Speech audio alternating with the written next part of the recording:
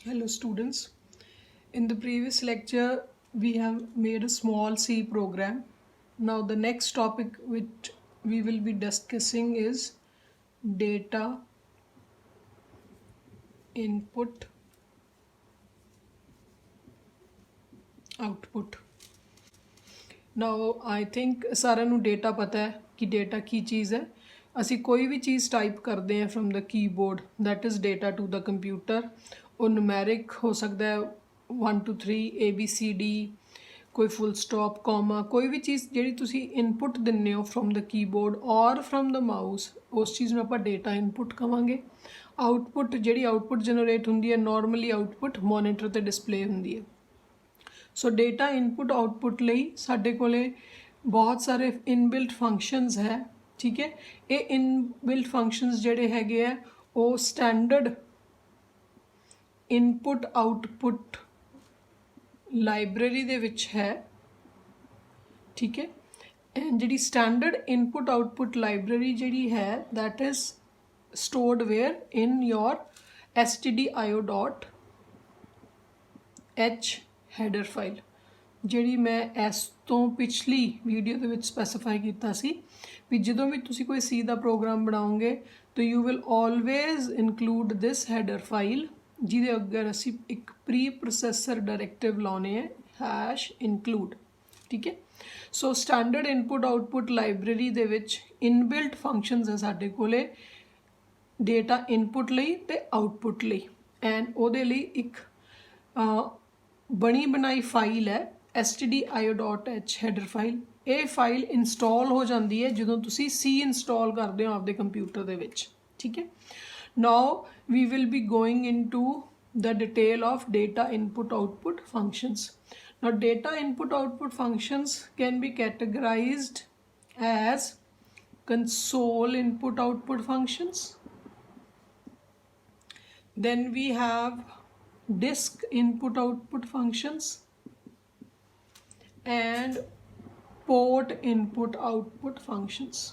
ठीक है, ਜਦੋਂ console input output functions use ਹੁੰਦੇ ਜਦੋਂ ਤੁਸੀਂ ਕੀਬੋਰਡ ਤੋਂ ਇਨਪੁੱਟ ਲੈਂਦੇ ਹੋ ਮੋਨੀਟਰ ਤੇ ਆਊਟਪੁੱਟ ਡਿਸਪਲੇ ਹੁੰਦਾ। ਹਾਰਡ ਡਿਸਕ ਦੇ ਡਾਇਰੈਕਟਲੀ ਕੋਈ ਇਨਪੁੱਟ ਦੇਣੀ ਹੈ ਜਾਂ ਆਊਟਪੁੱਟ ਡਿਸਪਲੇ ਹੁੰਦੀ ਹੈ, ਉਹਦੇ ਲਈ ਤੁਸੀਂ disk input output functions use ਕਰਦੇ ਹੋ। ਤੇ ਜਦੋਂ ਡਾਇਰੈਕਟਲੀ ਪੋਰਟ ਤੋਂ ਇਨਪੁੱਟ ਆਊਟਪੁੱਟ ਲੈਣੀ ਹੁੰਦੀ ਹੈ ਤਾਂ ਤੁਸੀਂ port input output functions use ਕਰਦੇ ਹੋ। ਪੋਰਟ ਜਿਵੇਂ ਕੀਬੋਰਡ ਦਾ ਪੋਰਟ ਹੁੰਦਾ ਹੈ ਜਾਂ ਜਿਸੇ ਤੁਸੀਂ ਪੈਨ ਡਰਾਈਵ ਲਾਉਂਦੇ ਹੋ, ਦੋਜ਼ ਆਰ ਆਲ ਪੋਰਟਸ। ਤੇ ਅਸੀਂ ਡਿਟੇਲ 'ਚ ਸਾਡੇ ਸਿਲੇਬਸ 'ਚ ਕੰਸੋਲ ਇਨਪੁੱਟ ਆਊਟਪੁੱਟ ਫੰਕਸ਼ਨ ਦੀ ਡਿਟੇਲਿੰਗ ਹੀ ਹੈ। ਜਿਹੜੇ ਆਹ ਦੋ ਹੈ ਇਹ ਸਿਰਫ ਡੈਫੀਨੇਸ਼ਨ ਹੈ, ਅਦਰਵਾਈਜ਼ ਇਹਨਾਂ ਦੀ ਡਿਟੇਲਿੰਗ ਸਿਲੇਬਸ ਦੇ ਵਿੱਚ ਨਹੀਂ ਹੈ।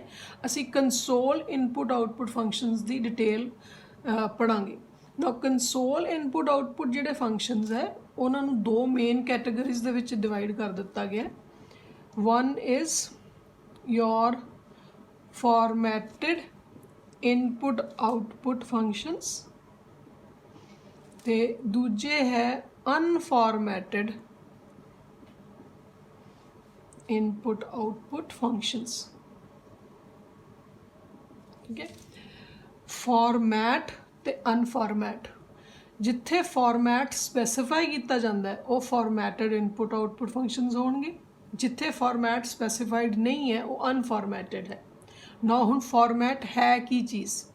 ਨਾ format is related to data type. ਅਸੀਂ ਪ੍ਰੀਵੀਅਸ ਕੁਛ ਲੈਕਚਰਸ ਦੇ ਵਿੱਚ ਅਸੀਂ ਦੇਖਿਆ ਕਿ ਮੈਂ ਆਖਿਆ ਕਿ ਤੁਸੀਂ ਕੋਈ ਵੈਰੀਏਬਲ ਡਿਕਲੇਅਰ ਕਰਨਾ ਹੈ ਦਾ ਇੰਟ x, ਕਰੈਕਟਰ x ਜਾਂ ਫਿਰ ਫਲੋਟ x। ਹੁਣ ਇੱਥੇ x ਦੀ ਡੇਟਾ ਟਾਈਪ ਇੰਟ ਹੈ, ਇੱਥੇ x ਦੀ ਡੇਟਾ ਟਾਈਪ ਕਰੈਕਟਰ ਹੈ, ਇੱਥੇ x ਦੀ ਡੇਟਾ ਟਾਈਪ ਫਲੋਟ ਹੈ। ਹੁਣ ਇਹਨਾਂ ਅਲੱਗ-ਅਲੱਗ ਡੇਟਾ ਟਾਈਪਸ ਲਈ ਸੀ ਦੇ ਵਿੱਚ ਅਲੱਗ-ਅਲੱਗ ਫਾਰਮੈਟ ਸਪੈਸੀਫਾਇਰਸ ਹੈ। ਹੁਣ ਜਿਵੇਂ ਇੰਟੀਜਰ ਵੈਰੀਏਬਲ ਹੈ ਉਹਦੇ ਲਈ ਜਿਹੜਾ ਫਾਰਮੈਟ ਸਪੈਸੀਫਾਇਰ ਹੈ ਸਾਡੇ ਕੋਲ ਸੀ ਪ੍ਰੋਗਰਾਮਿੰਗ ਲੈਂਗੁਏਜ ਦੇ ਵਿੱਚ that is %d, ਕਰੈਕਟਰ ਲਈ %c, ਫਲੋਟ ਲਈ %f। ਇਹ ਮੈਂ ਤਿੰਨ ਹੀ ਹਾਲੇ ਪ੍ਰੈਜ਼ੈਂਟਲੀ ਡਿਸਕਸ ਕਰ ਰਹੀ ਹਾਂ, ਅਦਰਵਾਈਜ਼ ਹੋਰ ਵੀ ਹੈ। ਜੇ ਤੁਸੀਂ ਆਪਦੀ ਬੁੱਕ 'ਚ ਪੜ੍ਹੋਗੇ ਤਾਂ ਦੇਰ are so many, but we are just picking up the basic 3 ਜਿਹੜੇ ਮੋਸਟ ਫਰੀਕੁਐਂਟਲੀ ਯੂਜ਼ ਹੁੰਦੇ ਆ। ਠੀਕ ਹੈ, ਤੇ ਜਦੋਂ ਵੀ ਤੁਸੀਂ ਕੋਈ ਇੰਟੀਜਰ ਵੈਰੀਏਬਲ ਐਕਸੈਪਟ ਕਰਨਾ ਹੈ ਤਾਂ %d ਯੂਜ਼ ਹੋਏਗਾ, ਕਰੈਕਟਰ ਲਈ %c ਯੂਜ਼ ਹੋਏਗਾ ਤੇ ਫਲੋਟ ਲਈ %f ਯੂਜ਼ ਹੋਏਗਾ। ਠੀਕ ਹੈ, ਦਿਸ ਕੰਸੈਪਟ ਜਿਹੜਾ ਮੈਂ ਡਿਸਕਸ ਕਰ ਰਹੀ ਹਾਂ, this is related to the formatting part. ਜਿਹੜੇ ਅਨਫਾਰਮੈਟਿਡ ਫੰਕਸ਼ਨਸ ਹੈ ਉਹਦੇ ਵਿੱਚ ਤੁਸੀਂ ਕਿਸੇ ਤਰੀਕੇ ਦੀ ਫਾਰਮੈਟ ਸਪੈਸੀਫਾਈ ਨਹੀਂ ਕਰਦੇ, ਜਿਵੇਂ %g c f ਐਸੀ ਕੋਈ ਚੀਜ਼ ਉਹਦੇ ਵਿੱਚ ਯੂਜ਼ ਨਹੀਂ ਹੋਏਗੀ। ਫਾਈਨ। ਨਾ ਅਸੀਂ ਉਸ ਤੋਂ ਬਾਅਦ ਡਿਟੇਲਿੰਗ 'ਚ ਚੱਲਦੇ ਹਾਂ ਕਿ ਫਾਰਮੈਟਡ ਇਨਪੁਟ ਆਊਟਪੁੱਟ ਕਿਸ ਤਰੀਕੇ ਦੇ ਹੈ। ਦੇਰ are so many, but we are dealing with 2 most important formatted input output functions. They are like printf and scanf। ਜਦੋਂ ਵੀ ਤੁਸੀਂ ਇਨਪੁਟ ਲੈਣੀ ਹੈ ਤਾਂ scanf ਫੰਕਸ਼ਨ ਯੂਜ਼ ਹੁੰਦਾ ਹੈ, ਜਦੋਂ ਵੀ ਆਊਟਪੁੱਟ ਡਿਸਪਲੇ ਕਰਾਉਣੀ ਹੈ ਤਾਂ printf ਫੰਕਸ਼ਨ ਯੂਜ਼ ਹੁੰਦਾ ਹੈ। ਪ੍ਰੀਵੀਅਸ ਲੈਕਚਰ ਦੇ ਵਿੱਚ ਅਸੀਂ printf ਫੰਕਸ਼ਨ ਯੂਜ਼ ਕਰਕੇ ਇੱਕ ਛੋਟਾ ਜਿਹਾ ਮੈਸੇਜ ਡਿਸਪਲੇ ਕਰਾਇਆ ਸੀ, this is the first C program. ਕਿਉਂਕਿ ਅਸੀਂ ਉਹ ਸਿਰਫ ਡਿਸਪਲੇ ਕਰਾਉਣਾ ਸੀ ਮੋਨੀਟਰ ਤੇ, ਤਾਂ ਅਸੀਂ printf ਫੰਕਸ਼ਨ ਯੂਜ਼ ਕੀਤਾ ਸੀ। ਜੇ ਤੁਸੀਂ ਯੂਜ਼ਰ ਤੋਂ ਕੋਈ ਚੀਜ਼ ਇਨਪੁਟ ਕਰਾਉਣੀ ਹੈ ਤਾਂ you will be using scanf function. So ਹਲੇ ਅਸੀਂ ਡਿਟੇਲ 'ਚ ਪਹਿਲਾਂ formatted input output functions discuss ਕਰਾਂਗੇ, ਉਸ ਤੋਂ ਬਾਅਦ ਅਨਫਾਰਮੈਟਡ ਕਰਾਂਗੇ। So now we will make a small program which will demonstrate your printf and scanf function। Now let us make a small C program to add 2 numbers। ਅਸੀਂ ਇਹ ਵਾਲਾ ਜਿਹੜਾ concept ਹੈ ਮਤਲਬ ਫਲੋ ਚਾਰਟ 'ਚ ਵੀ ਕੀਤਾ ਸੀ, then algorithm ਵੀ ਬਣਾਇਆ ਸੀ। ਹੁਣ ਅਸੀਂ ਉਸੇ ਕੰਸੈਪਟ ਦਾ ਇੱਕ ਛੋਟਾ C ਦਾ ਪ੍ਰੋਗਰਾਮ ਬਣਾਵਾਂਗੇ। ਸੋ ਸਭ ਤੋਂ ਪਹਿਲੀ ਚੀਜ਼ ਜਿਹੜੀ ਲਿਖੀ ਜਾਂਦੀ ਹੈ that is your header file. So I am writing here #include stdio.h, that is must। ਇਹਦੇ ਬਿਨਾ ਕੋਈ ਵੀ C ਦਾ ਪ੍ਰੋਗਰਾਮ ਕਦੇ ਨਹੀਂ ਬਣੇਗਾ। So you have to write this header file. ਉਸ ਤੋਂ ਬਾਅਦ ਤੁਸੀਂ ਮੇਨ ਫੰਕਸ਼ਨ ਸ਼ੁਰੂ ਕਰ ਲਿਆ। ਹੁਣ ਤੁਸੀਂ ਦੇਖੋਗੇ ਕਈ ਜਗ੍ਹਾ ਇੱਥੇ void ਲਿਖਿਆ ਹੋਏਗਾ ਜਾਂ ਕਈ ਜਗ੍ਹਾ int ਲਿਖਿਆ ਹੋਏਗਾ।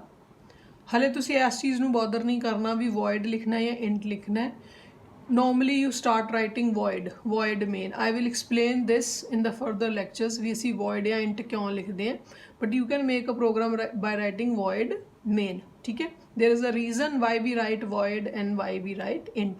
so we are not writing int here, void main ਕਰਕੇ ਅਸੀਂ ਪ੍ਰੋਗਰਾਮ ਬਣਾ ਰਹੇ। curly bracket open। ਹੁਣ ਪ੍ਰੋਗਰਾਮ ਹੈ to add 2 numbers। so ਅਸੀਂ int a ਇੱਕ ਵੈਰੀਏਬਲ ਡਿਕਲੇਅਰ ਕੀਤਾ, ਇਹਨੂੰ ਅਸੀਂ ਇਨੀਸ਼ੀਅਲਾਈਜ਼ ਵੀ ਕਰ ਲੈਂਦੇ ਹਾਂ। Suppose I give it a value 3। ਇੱਕ ਅਸੀਂ ਦੂਜਾ ਵੈਰੀਏਬਲ ਲਿਆ int b, ਇਹਨੂੰ ਵੀ ਇਨੀਸ਼ੀਅਲਾਈਜ਼ ਕਰ ਲੈਂਦੇ ਹਾਂ। Let us give it a value 7। Now I declare another variable c, ਜਿਹਨੂੰ ਕੋਈ ਵੈਲਿਊ ਅਸੀਂ ਦੇ ਕੇ ਇਨੀਸ਼ੀਅਲਾਈਜ਼ ਨਹੀਂ ਕੀਤਾ। c ਦੇ ਵਿੱਚ ਅਸੀਂ ਵੈਲਿਊ ਸਟੋਰ ਕੀਤੀ ਹੈ a + b the. So a ਨੂੰ b ਦੇ ਵਿੱਚ ਐਡ ਕਰਕੇ c ਦੇ ਵਿੱਚ ਸਟੋਰ ਕਰ ਦਿੱਤਾ ਗਿਆ। And I right a printf statement sum is %d c bracket ਬੰਦ and main। ਨੋ ਇਹ ਬਿਲਕੁਲ ਛੋਟਾ ਪ੍ਰੋਗਰਾਮ ਜਿਹਦੇ ਵਿੱਚ ਅਸੀਂ 2 ਵੈਰੀਏਬਲਸ ਲਏ, a the value 3 b the value 7, ਇੱਕ ਹੋਰ ਵੈਰੀਏਬਲ ਜਿਹਦੇ ਵਿੱਚ ਅਸੀਂ a ਤੇ b ਨੂੰ ਐਡ ਕਰਕੇ ਸਟੋਰ ਕਰਾਂਗੇ। ਤੇ ਜਿਹੜਾ ਸਟੋਰਡ ਵੈਰੀਏਬਲ ਹੈ c, ਇਹਨੂੰ ਅਸੀਂ ਪ੍ਰਿੰਟ ਕਰਵਾਇਆ sum is %d c। ਹੁਣ ਮੈਂ ਥੋੜੀ ਦੇਰ ਪਹਿਲਾਂ ਐਸੇ ਲੈਕਚਰ 'ਚ ਐਕਸਪਲੇਨ ਕੀਤਾ ਹੈ ਵੀ ਜਦੋਂ ਇੰਟੀਜਰ ਵੈਲਿਊ ਨੂੰ ਡਿਸਪਲੇ ਕਰਾਉਣਾ ਹੈ ਜਾਂ ਇਨਪੁੱਟ ਕਰਾਉਣਾ ਹੈ ਤਾਂ ਤੁਸੀਂ %d ਯੂਜ਼ ਕਰਦੇ ਹੋ, that is the format specifier.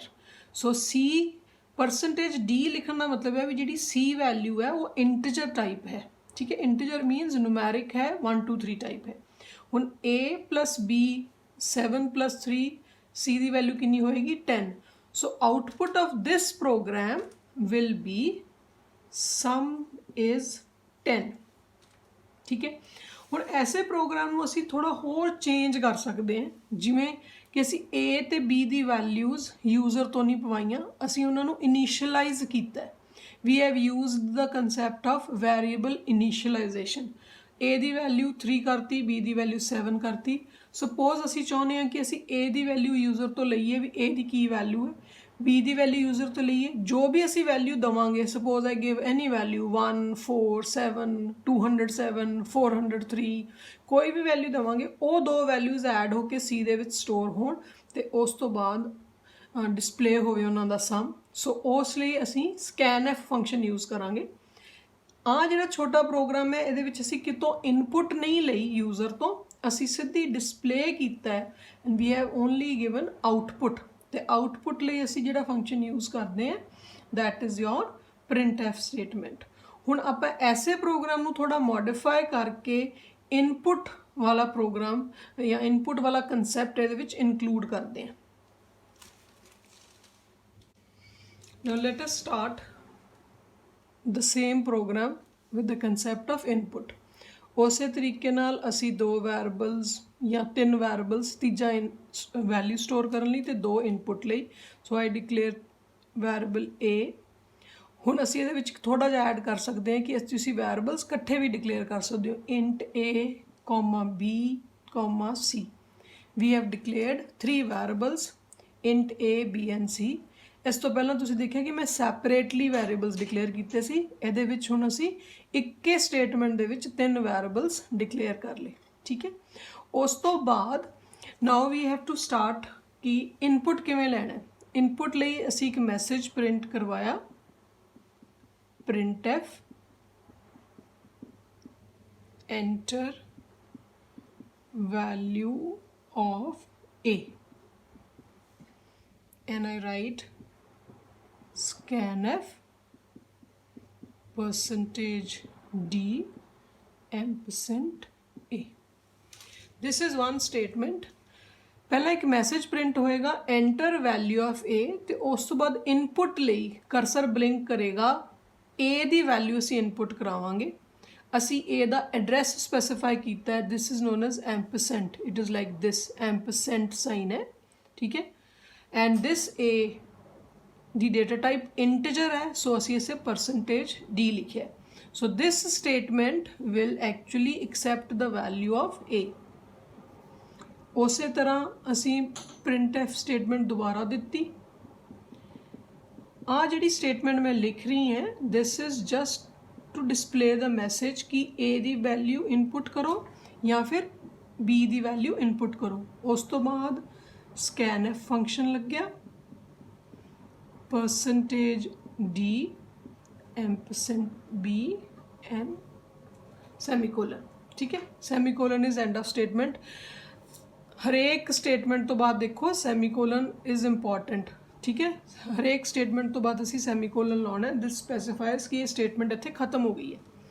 सो हले ताईं इस प्रोग्राम दे विच असी एक मैसेज प्रिंट कराया एंटर वैल्यू ऑफ ए दी वैल्यू यूजर तो लै ली। यूजर तो लैन का मतलब असी कीबोर्ड तो कोई चीज़ इनपुट करांगे, जिहड़ी चीज़ इनपुट करांगे ओह इंटीजर टाइप होनी चाहिए, क्योंकि असी स्पेसिफाई किया है कि %d उहदी टाइप इंटीजर है। उस तो बाद असी मैसेज प्रिंट होएगा एंटर वैल्यू ऑफ बी, तो असी be the value print input लै लांगे कीबोर्ड तो। ठीक है, ए ते बी दी वैल्यू जिहड़ी इनपुट लई उहनूं ऐड करके सी दे विच स्टोर करता, तो फिर उस तो बाद वो वैल्यू प्रिंट करवाती sum of a and b is %d and program over. तुसी ए ते बी दी वैल्यू ऐड करके सी च पा ली। उस तो बाद उन्होंने डिस्पले कराना है, डिस्पले कराने लई फिर प्रिंट एफ स्टेटमेंट लगी है। मैसेज एक सिंपल प्रिंट होया sum of a and b is %d because integer value है, तो सी दे विच जो भी वैल्यू स्टोर होके आई हो प्रिंट हो जाएगी। हुण जदों ये प्रोग्राम नूं आपां कंपाइल करांगे ते एग्जीक्यूट करांगे, so they will be it will be executed as enter value of a. एक करसर ब्लिंक करेगा, असी कोई वैल्यू देती सपोज 17। उस तो बाद फिर एक मैसेज ब्लिंक आएगा enter value of b, cursor blink करेगा, उससे कोई वैल्यू दे देंगे, suppose I give it value 11। So 17 + 11 add ਹੋ ਕੇ ਉਸ ਤੋਂ ਬਾਅਦ ਆਹ ਵਾਲਾ ਮੈਸੇਜ ਪ੍ਰਿੰਟ ਹੋਏਗਾ sum of A and B is, ਇਹਨਾਂ ਦੋਨਾਂ ਨੂੰ ਐਡ ਕੀਤਾ ਤਾਂ ਕਿੰਨਾ ਹੋਇਆ, this is 28. So this is how this program will be executed. ਹੁਣ ਇਸ ਤੋਂ ਪਹਿਲਾਂ ਜਿਹੜਾ ਪ੍ਰੋਗਰਾਮ ਡਿਸਕਸ ਕੀਤਾ ਉਹਦੇ ਵਿੱਚ A ਤੇ B ਦੀ ਵੈਲਿਊਜ਼ ਇਨੀਸ਼ੀਅਲਾਈਜ਼ ਕੀਤੀਆਂ ਸੀ। ਇਹਦੇ ਵਿੱਚ ਵੈਲਿਊਜ਼ ਫਲੈਕਸੀਬਲ ਹੈ, ਤੁਸੀਂ ਕੋਈ ਵੀ ਵੈਲਿਊ ਦੋਗੇ A ਜਾਂ B ਦੀ, ਉਹ ਦੋ ਵੈਲਿਊਜ਼ ਐਡ ਹੋ ਕੇ ਸਮ ਡਿਸਪਲੇ ਹੋਏਗਾ। ਇਹਨੂੰ ਦੁਬਾਰਾ ਐਗਜ਼ੀਕਿਊਟ ਕਰੋਗੇ ਪ੍ਰੋਗਰਾਮ ਨੂੰ, ਐਂਟਰ ਵੈਲਿਊ ਆਫ A, ਇਹਨੂੰ ਕੋਈ ਨਵੀਂ ਵੈਲਿਊ ਦੇਤੀ, suppose I give it value 2, enter value of B, suppose I give it a value 9, so 9 plus 2 11, sum of A and B is 11, output A आएगी। आ जिहड़ी चीज़ मैं side by side लिखी है ये बेसिकली आउटपुट है थोड़े programme दी जो तुसी प्रोग्राम चलाओगे, ठीक है। And this is how the code is written, this is a code of a program to sum of two numbers, this is the program which is adding two numbers। ਇਹਦਾ ਅਸੀਂ ਐਲਗੋ ਵੀ discuss ਕੀਤਾ ਹੈ, ਉਸ ਤੋਂ ਬਾਅਦ ਫਲੋ ਚਾਰਟ ਡਿਸਕਸ ਕੀਤਾ ਹੈ, and this is a small program in using C language. And further ਅਸੀਂ ਅੱਗੇ ਹੁਣ ਇਸੇ ਤਰ੍ਹਾਂ ਹੋਰ ਪ੍ਰੋਗਰਾਮਸ ਕਰੀ ਜਾਵਾਂਗੇ। ਅਸੀਂ ਇਹਦੇ ਵਿੱਚ ਦੋ ਫਾਰਮੈਟਡ ਇਨਪੁਟ ਆਊਟਪੁੱਟ ਫੰਕਸ਼ਨਸ ਯੂਜ਼ ਕੀਤੇ ਹੈ, printf ਐਂਡ scanf। ਇਹ ਦੋ ਫੰਕਸ਼ਨਸ ਹਮੇਸ਼ਾ ਹੁਣ ਜਿਵੇਂ ਜਿਵੇਂ ਪ੍ਰੋਗਰਾਮਿੰਗ ਅਸੀਂ ਅੱਗੇ ਸਿੱਖਾਂਗੇ, you will be using printf and scanf in all the program. Input ਲਈ scanf ਤੇ ਕੋਈ ਵੀ ਚੀਜ਼ ਡਿਸਪਲੇ ਕਰਾਉਣੀ ਹੈ ਤਾਂ printf, ਠੀਕ ਹੈ। printf is for output and scanf is for input of the data। That's all for this lecture. Thank you.